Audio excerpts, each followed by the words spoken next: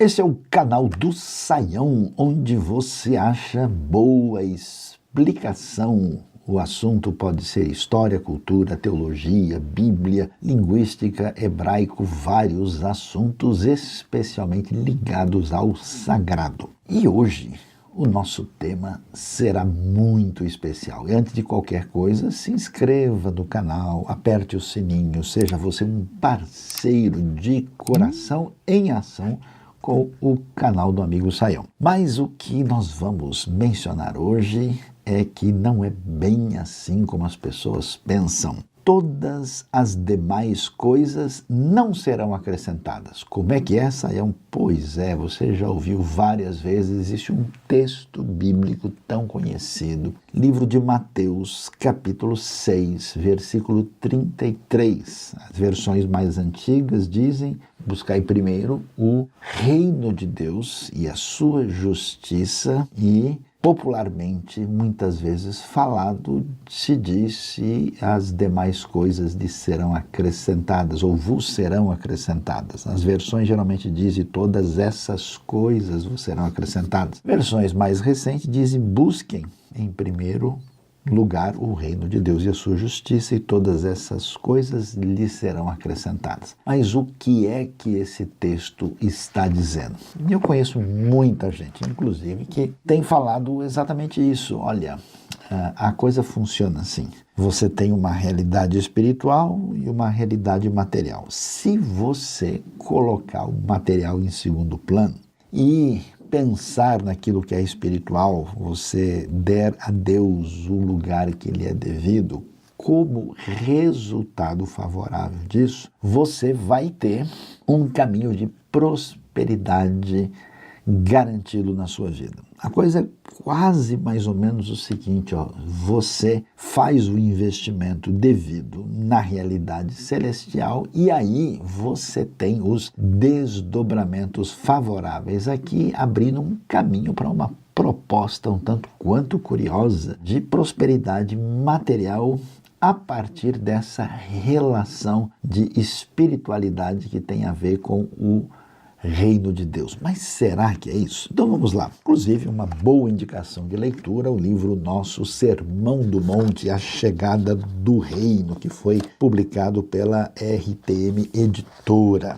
E aí o que nós encontramos? Esse texto de Mateus aparece no Sermão do Monte. O Sermão do Monte é exatamente o discurso primeiro dos 5 discursos de Jesus no Evangelho de Mateus, apesar do que, paralelamente, o texto aparece numa versão menor do Evangelho de Lucas. E, vamos dizer assim, a fina flor, assim, a essência, o fundamental do ensino de Jesus aparece no Sermão do Monte, né? Na verdade, os capítulos são do 5 até o capítulo 7. E para a gente entender, né, a importância, o que está envolvido para compreender o que o famoso texto conhecido está dizendo, a gente começa assim vendo Jesus, né, cercado de multidões, e os discípulos chegam mais perto e ele começa a ensiná-los. E aí ele vai falar sobre as famosas bem-aventuranças, depois ele vai falar sobre a sal da terra e a luz do mundo, vai falar que ele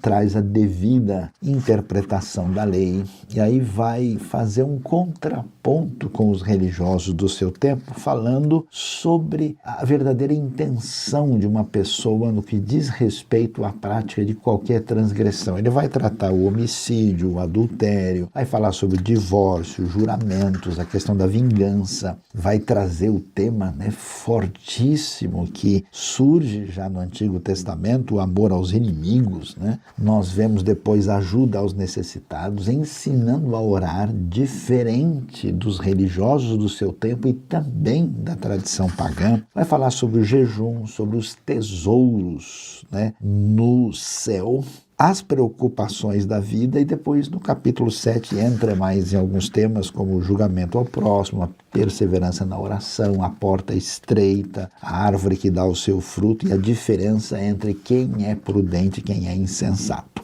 Quando a gente chega em Mateus capítulo 6, que a gente vai tratar desse texto para entender, nós podemos ali observar que o tema tem a ver com ambição.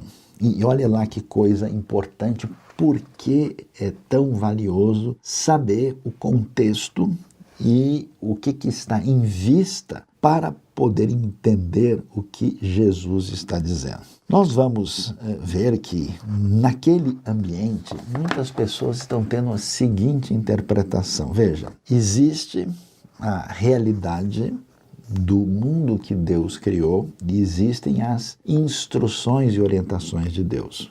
Lógico que se imagina o seguinte, que se esse mundo é criação de Deus, existem orientações de Deus nos seus mandamentos, quem segue esses mandamentos e atende a essa instrução vai ter resultados favoráveis. Até aí tudo bem. E é verdade, se uma pessoa, por exemplo, é precavida, essa pessoa, ela, vamos dizer, economiza, ela se prepara para o tempo da dificuldade e ela tem essa prudência e bom senso, conforme o conselho de Provérbios, é mais fácil essa pessoa não passar por muitos apertos. Mas a questão é que o pessoal, a partir daí, desenvolveu um pensamento que foi o seguinte: se você vê uma pessoa bem-sucedida na vida, isso quer dizer bem-sucedida com boa saúde, com uma certa condição de estabilidade familiar e especialmente com bastante recursos, isso quer dizer que essa pessoa está sendo abençoada por Deus. E, consequentemente, ela não só está sendo abençoada, mas Deus está aprovando a conduta e o caráter dessa pessoa. E aí surgiu uma ideia muito complicada que era a seguinte: se alguém está bem de vida, se alguém é rico, isso quer dizer que necessariamente essa pessoa deve ser alguém muito justo. Deve ser alguém cheio de justiça por praticar os mandamentos e por isso ele está sendo recompensado. Será que isso é assim mesmo? E aí, num ambiente como esse, as pessoas passaram a desconsiderar outras coisas. Por exemplo, o problema da cobiça, da ganância e até mesmo da ansiedade, né, que as pessoas têm para ter tudo aquilo que parece mostrar que a vida é marcada pela prosperidade imediata. Além disso, também existia, inclusive, muitos casos no próprio contexto do Novo Testamento, como a gente vai ver na vida de pessoas como Zaqueu, por exemplo, que haviam de fato enriquecido, mas não pela prática da justiça, exatamente ao contrário, pela ruptura com o próximo. Então, a partir daí, Jesus vai questionar esse tipo de proposta de espiritualidade. Por isso, ele vai dizer o seguinte: não acumulem para vocês tesouros na terra, onde a traça e a ferrugem destroem, onde os ladrões arrombam e furtam, mas acumulem para vocês tesouro nos céus, onde a traça e a ferrugem não destroem, onde os ladrões não arrombam nem furtam, pois onde estiver o seu tesouro, aí estará também o seu coração. Ou seja, Jesus começa a dizer para eles o seguinte: a questão não é tanto entre céu e terra, a questão é o que tem valor permanente. E Jesus vai deixar claro que o problema maior não é a pessoa ter o recurso, o bem, a riqueza em si, mas quando essa riqueza domina a pessoa. Na verdade, muita gente não tem exatamente as riquezas, a riqueza é que possui a pessoa. Então, Jesus diz: onde está o seu tesouro, aí está também o seu coração. E por isso ele diz, se for pensar em acumular para a posteridade, para o futuro, pense numa riqueza que tem perpetuidade. E essa riqueza é a riqueza que tem eternidade, uma riqueza no céu. E não naquilo que vai acabar mais cedo ou mais tarde. E aí ele avalia a maneira das pessoas olharem para a realidade. Ele diz que os olhos são a candeia do corpo, se os olhos forem bons, o corpo será cheio de luz, se forem maus, será cheio de trevas. Se a luz que está dentro de você são trevas, que tremendas trevas são. Quer dizer, qual é o olhar, que tipo de olhar que nós temos para a vida, que define o tipo de espiritualidade que devemos ter. E ele procede né, prossegue aqui dizendo, olha, ninguém serve a dois senhores, ou você serve a Deus ou a Mamon, ou ao dinheiro. E aí Jesus vai no ponto fundamental da questão, quando as pessoas ensimesmadas, vamos dizer, autocentradas, elas são dominadas por uma ansiedade problemática. E ele diz, então, que se você quer ter uma saúde espiritual, você não deve se preocupar com a própria vida, nem sobre o que comer, nem com o corpo, quanto ao que vestir. Veja, Jesus não está dizendo que você não deve trabalhar, não deve fazer, não. É você não desenvolver uma ansiedade problemática por isso, porque a preocupação não traz a comida e a roupa, sim que traz uma ação objetiva e concreta para isso. A vida não é mais importante do que a comida e o corpo mais importante que a roupa. E aí Jesus convida as pessoas a desestressarem, olhando as aves do céu, olhando os lírios do campo e ver como eles são belos e como eles são sustentados pelo próprio Criador. E aí ele chama a atenção, olha, nem a pessoa mais rica e poderosa da história, que é Salomão, ele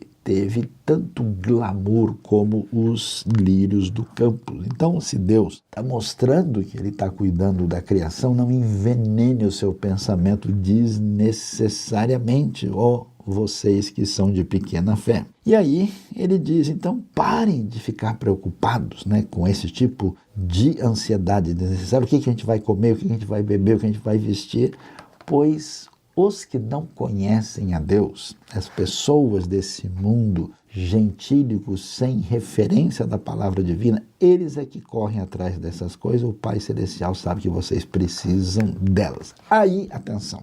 Aí ele vai dizer, busque, pois, em primeiro lugar o reino de Deus e a sua justiça, e todas essas coisas lhe serão acrescentadas. Então preste atenção para entender bem o que o texto está dizendo. Ele diz, olha, se você quer ter algum tipo de ambição, a sua ambição deve ser a sua relação com o reino de Deus, percebendo que o problema da sua vida, o problema que está no mundo tem a ver com essa realidade que Deus, que é rei de direito, ainda não é rei de fato, pela rebelião que há no mundo dos homens e que permanece na criação. Então, quando eu entendo a prioridade do reino, e eu coloco essa ambição maior, essa ambição vai me guiar na direção do caminho de Jesus, que envolve o amor a Deus e ao próximo como referência maior. E esse é o caminho de cura da humanidade. Consequentemente, o que ele diz? Que você deve colocar isso em prioridade. Então a prioridade não é simplesmente a satisfação de si mesmo. A prioridade não é simplesmente ter riquezas ou ter bem-estar. A prioridade deve ser o reino de Deus, às vezes chamado de reino dos céus, que é sinônimo em Mateus. E aí ele diz o quê?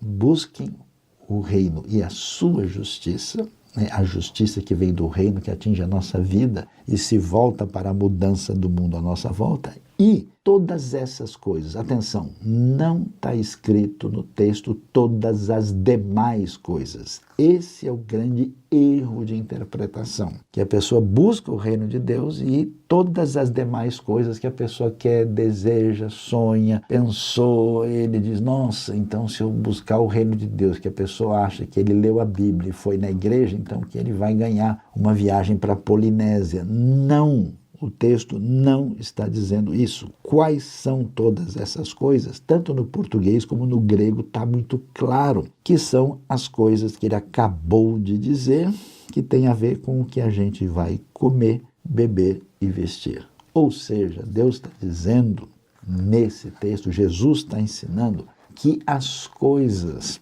básicas, fundamentais, de modo geral, estão garantidas para nós quando a gente coloca todas as nossas ambições debaixo da ambição maior que tem a ver com o reino de Deus. Portanto, vamos sarar da nossa ansiedade, vamos nos despreocupar com coisas que têm valor menor. Não se preocupe com o amanhã, pois o amanhã se preocupará consigo mesmo. Basta cada dia o seu mal. Não adianta morder o dedo, comer a unha, ficar nervoso, ficar preocupado, achando que a gente muda as coisas por meio dessa postura que é um exercício prejudicial. O bom exercício é olhar as aves do céu, os lírios do campo. Então, entenda de uma vez por todas, Jesus nunca disse, em Mateus não está escrito isso, que todas as demais coisas serão acrescentadas, simplesmente disse que todas essas coisas que acabaram de ser mencionadas, o sustento fundamental que envolve comer, beber e vestir, que isso sim é algo que Deus tem no seu horizonte de nos abençoar de maneira graciosa e bondosa. Deus abençoe a nossa vida e nos ajude a entender a sua palavra.